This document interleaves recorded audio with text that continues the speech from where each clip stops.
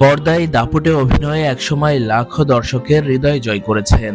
আজ সেই মানুষটি যেন বয়সের ভারে একদম অচেনা।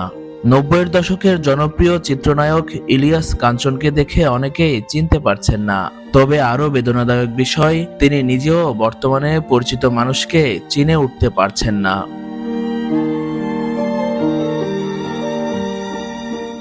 দীর্ঘ ১৫ মাসেরও বেশি সময় ধরে মৃত্যুর সঙ্গে লড়াই করে অসংখ্য কেমোথেরাপি আর কঠিন চিকিৎসা শেষে অবশেষে দেশে ফিরেছেন বাংলা চলচ্চিত্রের প্রিয় মুখ ও নিরাপদ সড়ক চায়ের চেয়ারম্যান ইলিয়াস কাঞ্চন।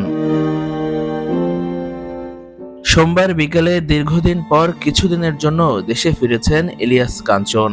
গত বছর ২০২৫ সালের এপ্রিল থেকে যুক্তরাজ্যের লন্ডনে চিকিৎসাধীন রয়েছেন এই বরেণ্য অভিনেতা। ব্রেন টিউমার ধরা পড়ার পর গত বছরের আগস্টে তার মস্তিষ্কে অস্ত্রোপচার করা হয়। চিকিৎসকেরা টিউমারের বড় একটি অংশ অপসারণ করতে সক্ষম হলেও ঝুঁকির কারণে পুরোটা অপসারণ করা সম্ভব হয়নি।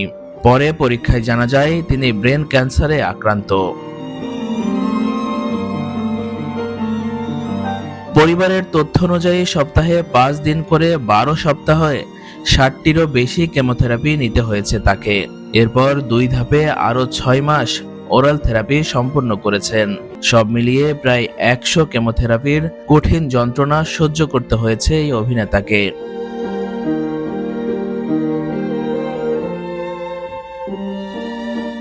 দীর্ঘদিন দেশের বাইরে থাকতে থাকতে দেশে ফেরার জন্য খুবই আকুল হয়ে উঠেছিলেন ইলিয়াস কাঞ্চন।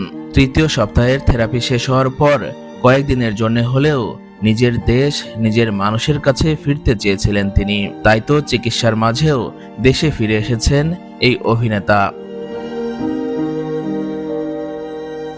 তবে তার শারীরিক অবস্থার উল্লেখযোগ্য উন্নতি হয়নি বলে জানা গিয়েছে। গত ৩০ জুলাই তৃতীয় ধাপের চিকিৎসা শেষ হয়েছে। কিছুদিন দেশে কাটিয়ে আবারও উন্নত চিকিৎসার জন্য যুক্তরাজ্যে ফিরতে হবে তাকে। জানা গেছে ইলিয়াস কাঞ্চন দেশে প্রায় ৭ থেকে ১০ দিন অবস্থান করবেন। এরপর আবারও ফিরে যাবেন যুক্তরাজ্যে। একজন কিংবদন্তি অভিনেতার এই কঠিন লড়াই যেন নতুন করে মনে করিয়ে দেয়, জীবনের সবচেয়ে বড় যুদ্ধটি হয় ক্যামেরার সামনে নয়, বাস্তব জীবনের মঞ্চেই। তার সুস্থতা কামনায় ভক্ত অনুরাগীদের সাথে আমরাও প্রার্থনা করছি।